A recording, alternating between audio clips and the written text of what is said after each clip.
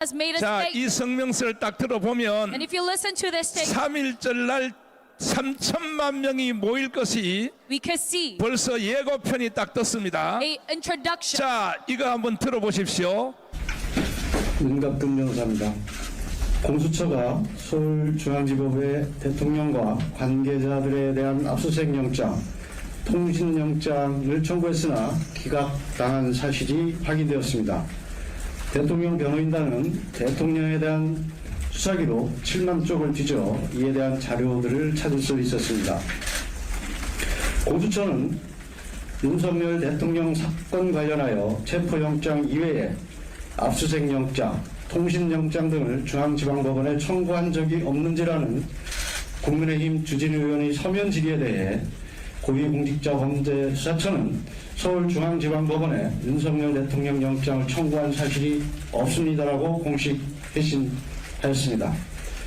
그러나 수사기록을 확인한 바 2024년 12월 6일 윤석열 대통령을 피의자로 명기한 압수수색 영장을 청구했다가 기각되었으며 같은 날 윤석열 대통령에 대한 통신영장 역시 기각되었습니다. 명백한 거짓말로 국민을 기만한 것입니다. 공수처는 서울중앙지방법원에서 압수수색 영장과 통신영장이 기각되자 2024년 12월 30일 체포영장과 압수수색 영장을 서울 서부지방법원에 청구하였습니다. 중앙지방법원에서 통신영장조차 기각을 당하자 서부지법으로 영장 쇼핑을 나선 것입니다.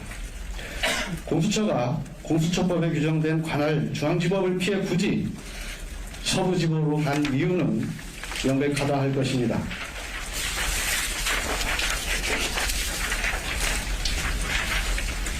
법원장부터 영장 전담 판사까지 우리법 연구회 출신이 장악한 서부지법에서만 영장을 받을 수 있음을 알았기 때문입니다. 알려진 대로 공수처장 역시 우리법 연구회 출신입니다. 결국 공수처가 압수수색 영장, 체포영장, 구속영장에 이르기까지 그토록 서부지법을 고집한 이유는 바로 우리법 연구회였습니다. 대통령 관저가 용산에 있어서가 아니라 자신들과 짬짬이를 할 우리법 연구회가 서울 서부지법에 있기 때문이었습니다. 이는 우리법 연구회 수사기관과 우리법 연구회 법원이 불법을 동원하여 대통령을 체포하고 수사한 것으로 이야말로 국헌문란 행위이며 내란죄입니다. 또한 검사와 사법경찰관의 상호 협력과 일반적 수사 준칙에 관한 규정은 체포영장, 구속영장, 압수수색영장 등을 신청하였다가 기각된 후 다시 청구할 때 청구 이력과 사유를 기재하도록 규정하고 있습니다. 이는 수사기관이 수사를 함에 있어서 다른 판사가 이전에 영장을 기각한 사유를 참고하도록 하고 그러한 사유가 보완되는지 판단하도록 하기 위한 것입니다. 그러나 공수처는 청구 이력도 기재하지 않고 압수수색 영장과 체포영장을 다시 청구해 발부받았습니다. 이 또한 명백한 위법이라 할 것입니다. 공수처의 대통령 수사는 불법을 더하고 거짓에 거짓을 쌓아올린 위법 수사의 바벨탑임이 입증되었습니다. 위법한 영장을 청구하고 위법한 영장에 근거하여 대통령을 체포하고 불법으로 대통령을 감금한 공수처장과 공수처에 대해 반드시 그 책임을 무겁게 물을 것입니다. 또한 공수처는 국회에 제출한 허위 공문서에 대해서도 책임을 져야 할 것입니다. 대통령 변호인단은 공수처장을 비롯한 관계자들에 대해 이와 관련한 고발을 즉각 진행할 것입니다. 불법 수사의 실체가 낱낱이 드러난 만큼 법원은 신속히 대통령 구속을 취소하고 석방해야 할 것입니다. 추가로 더 말씀을 드리면 이 이외에도 압수수색 영장과 체포영장이 중앙지방법원에 청구했다가 기각된 것이 속속 드러나고 있습니다. 이에 대해서도 추후 자료를 제공하도록 하겠습니다. 발표는 여기까지. 혹시 기록에서 찾으신 영장 실물 공개하실 계획은 없으실까요? 형사소송 변호인이 형사소송 기록을 그 소송 이외의 목적으로 사용할 수가 없도록 환속도에 규정되어 있어서 실물을 공개하기는 어렵지만 실물은 분명히 존재합니다.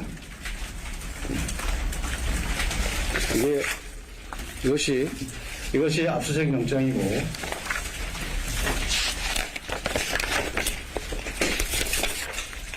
이것이 기각된 통신영장입니다. 혹시 기각 사유에 대해서는 알고 있을까요? 기각 사유는 전체를 종합해서 따로 말씀을 드리겠습니다.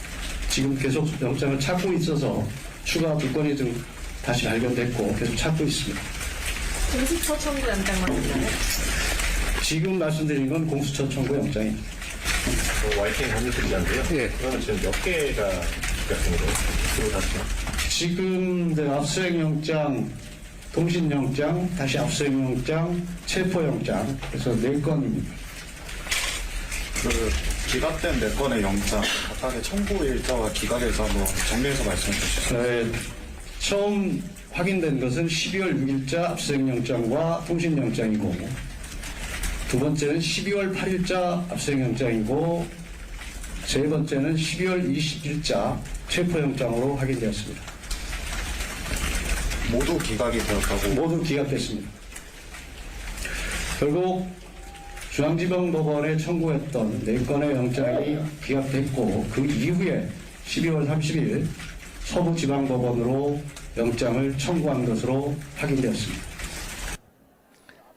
국민이여 일어나라! 공수처를 구속하라! 자, 헌법학자 제1호 김학성 교수님을 통하여 해설을 한번 들어보겠습니다. 자, 일단은 서울중앙지검에 일단은 그 윤석열 대통령 체포영장에 대하여 그것을 제출을 했다는 얘기죠. 서울중앙지방법원에 냈습니다. 지방법원에.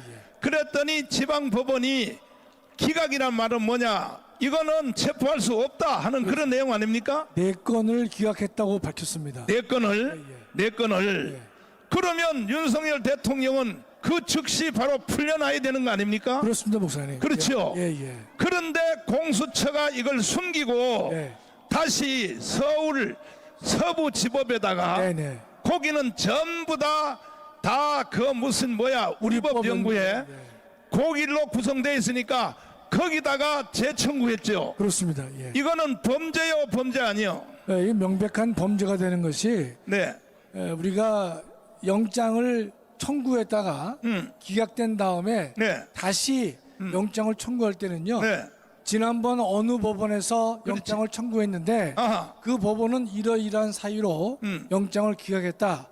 그 내용을 거다가 형사소송법은 기재하도록 되어 있습니다. 그런데 서부지법에다가 그게 전혀 거기다 기록이 안 돼 있었죠. 전혀 기록이 안 돼 있고 마치 처음 한 것인 양 그런 제스처를 치면서 오동훈이가 그런 짓을 했던 것이죠. 아니 그러니까 쉽게 말하면 서울중앙지법은 윤석열을 석방하라고 이렇게 판결을 내렸는데 그런데 왜 공수처가 그걸 속이고 서부지법에다가 또 왜 재청구를 하는 거 이것은 범죄 행위 아니요 이거는 명백한 불법 행위이고요.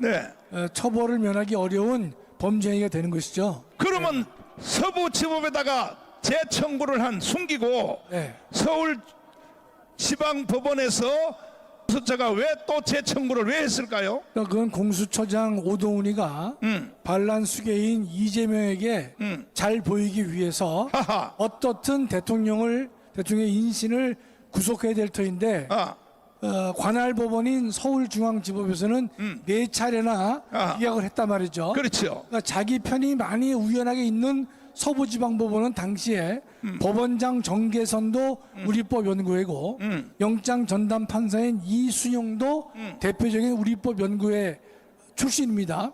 오동훈도 우리법 연구회인데 어제 보니까 공수처에서는 이런 걸 얘기했더만요. 오동훈이는 우리법 연구회가 아니다. 제가 볼 때는 그런 거짓말하면 안 되는 게 물론 우리법 연구회는 명확히 아니에요. 네. 그러나 우리법 연구회가 해산돼서 만들어진 단체가 국제인권법 연구회입니다. 그게 그거지. 그놈이 그놈입니다. 그렇지. 근데 공수처에서는 마치 국민들에게 오동훈이가 우리법 연구회에 가입한 사실이 없다라는 사실만 얘기를 하면서 또 이 본질을 흐리고 있는 것이죠, 목사님. 그래서 우리가 오동훈은 절대로 해서는 안 되는 일을 서부지방법에 해가지고 네. 체포영장을 이제 발부받았는데 네. 목사님 기억하시겠지만 이순영이는 체포영장을 발부하면서 대한민국 헌정사상 처음으로 이 군사보호법 110조와 111조를 적용 배제한다라는 말을 영장에 첨부하기까지 하면서 불법 영장을 발부했던 것입니다, 목사님. 자, 서울 저 서부지법 판사들 완전히 구속시켜야 되는 것입니다. 법적 책임을 우리가 반드시 물어야 될 것인 것이 윤 대통령이 다시 복귀하셨을 때 이건 정치 보복이 아니라 현직 판사가 법을 어기면서까지 영장 발부를 했기 때문에 그 불법에 대한 책임은 반드시 물어야만 대한민국의 법치가 다시 회복되는 것이다 라고 믿고 있습니다. 그리고 저 지금 우리법 연구회인지 무슨 개지랄인지 네. 빨리 그거 해산시켜야 되는 겁니다. 그거. 그러니까 이제 우리법 연구회는 이제 끝났는데 국제인권법 연구회로 이어져 오고 있지만 이건 대부분 다 이런 겁니다, 목사님. 80년도에 김일성이가 이게 상층 구조의 자기네 그 주사파 세력을 심을 필요가 있다. 잘 아시는 김일성 장학금 위반이 거기에 해당하는 것이죠. 아하. 그래서 그 인간들을 사법시험을 붙게 해가지고 배치를 했는데 세월이 1년, 2년, 5년, 10년 하다 보니까 그 세력들이 상당히 막강해졌기 때문에 대한민국 전체의 법치를 망가뜨리고 있는 주역으로 등장을 했던 것입니다. 법관 3,000명 중에 걔들이 몇 프로예요? 10%밖에 안 됩니다, 목사님. 10%밖에 안 되는 놈들이 대한민국의 재판을 주도하면 되겠어요? 그러니까 지금 우리나라 재판은 의미 없어요. 우리법 연구회 무슨 뭐 국제법 연구회 거기에 걸리면 무조건 그것은 실형이 돼버리고 일반 다른 판사한테 걸리면 무죄가 돼버리고 이따위 재판을 하면 돼요, 안 돼요? 안 됩니다. 그리고 우리는 공덕동에 저 서부지법에 가서 사실은 난 몸도 안 좋고 그 다음날 미국에 가게 돼 있기 때문에 7시에 우리는 연설 마치고 돌아왔어요. 돌아왔는데 결국은 판결문은 새벽 3시에 일어났죠. 네네. 새벽 3시에 일어나니까 거기에 지금 현재 체포돼서 감옥에 가 있는 사람이 75명. 예. 75명 빨리 석방을 해야 되는 것입니다. 석방하라. 석방해야 돼, 안 해야 돼요? 이런 사기 재판을 통하여 얼마나 걔들이 분했으면 말이야. 물론 걔들 단체는 우리하고는 관계도 없는 단체요. 우리는 8시에 해산을 다 했단 말이야. 왜? 그 다음날 우리는 미국 가야 되기 때문에. 그런데 세상에 거기에 유튜브 촬영하러 들어간 사람들까지도 다 구속시켜버렸어. 그 대한민국의 언론이 얼마나 썩었는가 하면요. 젊은 청년들이 서울 서부지방법원에 네. 벽을 무너뜨린 것 그것만 얘기를 하고 있는데 오죽하면 젊은 청년들이 서부지방법원의 벽을 무너뜨리고 공격을 했겠는가? 그렇죠. 그 문제는 전혀 다루지 않고 있습니다, 목사님. 자, 이제는 우리가 국민 저항권으로 대항할 수밖에 없습니다. 아멘. 국민 저항권은 4.19 때 한 번 적용이 됐어요.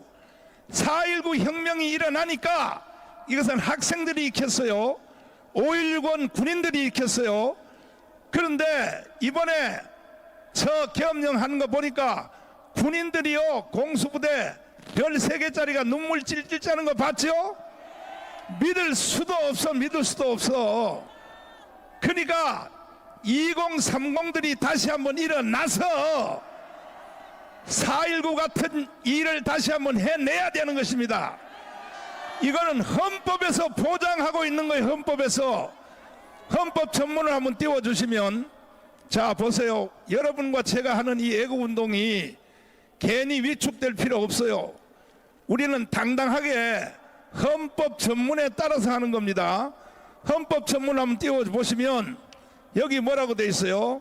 4.19 정신을 계승하라 그랬어요. 4.19 정신을 계승하라. 4.19 민주이념을 계승하고. 자 여기 보이죠? 그러면 오늘같이 해방 이후에 80년 동안에 나라가 이렇게 개판이고 이렇게 혼돈된 적이 있어요? 그렇다면 우리는 4.19 정신을 계승하라고 했으니까 우리는 4.19 같이 해야 되는 것입니다. 아멘. 이건 헌법 전문에서 명령하고 있는 거예요. 명령. 동의하십니까? 한마디만 더 하고, 자 보십시오. 그리고 대한민국의 헌법 1조 1항은 대한민국은 민주공화국이다. 민주공화국이에요. 그 다음에 제2항을 보면은 뭐라고 써있어요? 여러분이 한번 읽어봐요. 시작. 대한민국의 주권은 국민에게 있고 모든 권력은 국민으로부터 나온다. 대한민국의 모든 주권은 누구에게 있다고? 국민이 누구요? 그렇지, 광화문이야, 광화문. 이해되십니까?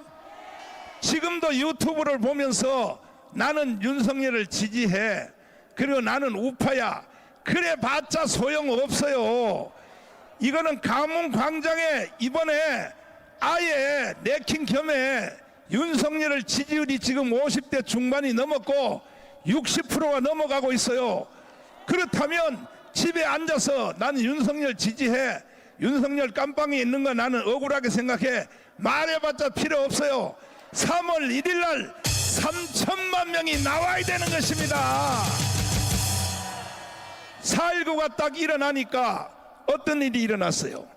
헌법의 체계가 바뀌었어요, 안 바뀌었어요? 네, 우리가 저항권 행사를 하게 되면 네, 헌법의 근본을 바꿀 수 있는 일이 발생합니다. 그렇죠. 그래서 우리가 국민들이 불의의 항거를 했기 때문에 새로운 공화국 체제를 우리가 만들어냈던 것이죠. 그러니까 대통령 중심제에서 내각제로 바뀌었죠. 예.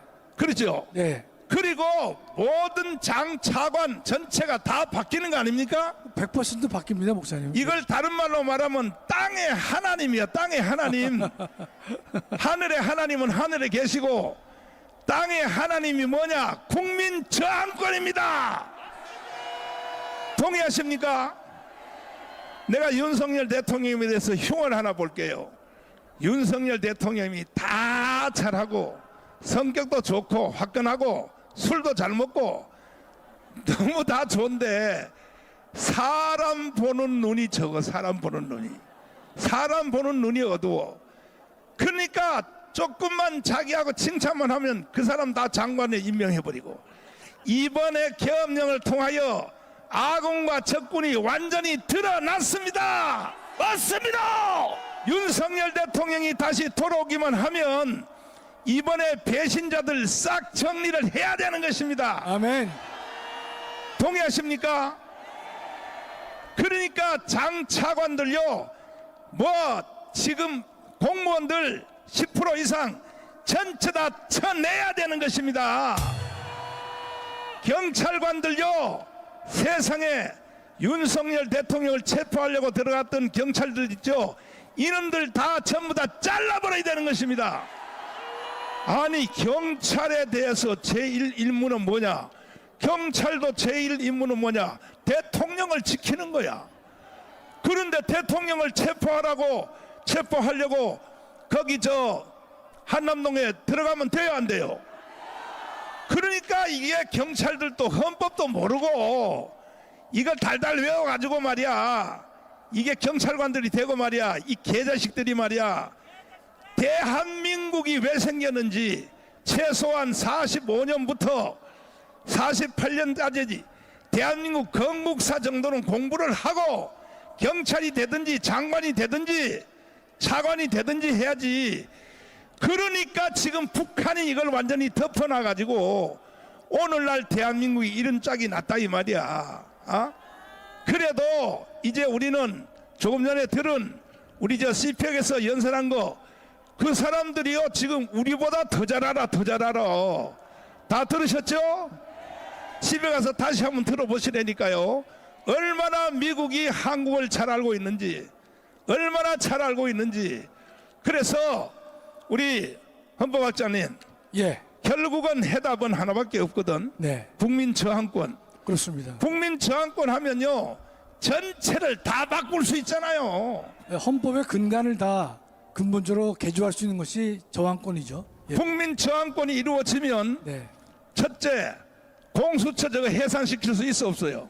당연히 그건 해산시켜야죠, 목사님. 그 다음에 지금 장난치고 있는 헌법재판소 그것들 좌파 애들 예. 걔들요 자를 수 있어 없어요? 그 헌법재판소는 없애기가 좀 그렇지만 그 불의한 재판관들을 아직도 아직 나한테 좀 더 배워야 돼. 국민 저항권이 되면 땅의 하나님이요 다 날릴 수 있는 거야. 다 날릴 수 있는 거야. 헌법재판소 다 날리기를 원하시면 두 손 들고 만세. 봐요, 우리 저 헌법학자님은 간이 약해가지고 지금 깜빵 안 가려고 지금 조심조심 있게 말을 해. 이거는요 4.19 때 집행 딱 되니까요 전체가 다 바뀌는 거야. 전체가 다 바뀌는 거야. 이해되십니까?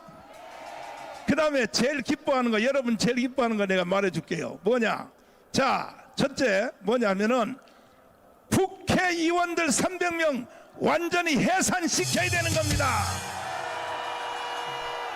요건 대답해 보세요. 국민 저항권이 완성되면 국회 해산할 수 있어 없어요? 해산이 스스로 이루어지지 않겠습니까, 목사님? 스스로 예. 또 이렇게 여려 있게 대답해요. 그 새끼는요 절대 스스로 해산 안 해요. 저놈들은 깜빵 가기 전에는요 해산 안 해요. 목사님, 그러니까 국민 저항권이 땅의 하나님이라 그랬잖아. 3월 1일 날 완성하실래요? 3천만 명 나와야 돼. 3천만 명. 뭐 윤석열 지지한다 집에서 해봤자 소용없어. 나오면 우리는 국가를 새로 건국할 수 있다는 것입니다. 이제는 어느 한 곳을 수리해서 쓸 수가 없어. 이번에 계엄령을 여러분 잘했다고 생각하시면 두 손 들고 만세. 여러분이 대통령일지라도, 여러분 각자가 대통령일지라도 나도 윤석열처럼 할 수밖에 없다. 두 손 들고 만세. 이거 보세요. 이거 보시라고. 전 국민의 대표자들이 모인 자리가 광화문이요. 동의하십니까? 지금 지지율이 지금 60%가 넘었어요. 60%가 60% 넘은 거에 대한 대표자들이 여러분이 이 자리에 모인 것입니다. 그러니까 3.1절 날 무조건 여러분 할 것 없어. 3천만 명이 한 자리에 모여서, 아니 목사님 언제는 1,000만 명이라 그러더니 왜 또 3천만이야? 이왕 넉넉하게 이겨버리자. 이게 넉넉하게. 그래서 제2의 건국을 한번 해봅시다. 인간으로 태어나서 이런 한번 해보고 할 날을 가야지. 맨날 말이야 밥이나 먹고 똥이나 싸고 그다 나이가 많아 죽으면 돼요 안 돼? 정말로 우리는 미국을 능가하는 G2 국가를 한번 가보자 이거야. 이게 3.1절이야 3.1절. 미국은 벌써 이해를 다 하고 있으니까 우리가 화답만 하면 돼요. 언제? 3.1절 날. 3.1절 날 몇 명 모여야 돼요? 몇 명? 아까 미국의 연설 들으셨죠? 미국은 한국을 우리보다 더 잘 알고 있었어. 아까 연설문에 다 나왔잖아. 이재명이가 누구고, 이재명 이놈은 지가 대통령 해먹으려고 지금 선관위를 압박해서 그 전에 빨리 해가지고 지가 선거한다고 아까 그 내용 다 나왔잖아. 이야, 나 감동 먹었어요. 미국 사람들이 한국을 더 잘 알고 있어. 더 잘 알고 있어. 그리고 아까가 대북 송금 했다는 거 그 연설에 나와서 안 나왔어요? 그러니까 이재명 이놈은요 미국도 못 가요. 대북 송금하는 사람들은요 미국도 못 가고, 지금 왜 비서실장 했던 그 누구의 인종석 왜 미국 못 간지 알아요? 북한에 갔다 왔기 때문에 못 가는 거야. 북한에 갔다 온 사람들은 비자를 안 준다니까. 아예 장만 아니라 할아버지도 안 줘요. 할아버지도. 이해가 되세요? 여러분도 북한 한번 갈래? 통일되거든가 통일되거든. 이해되시죠? 자, 자유발언 해주세요. 자유발언.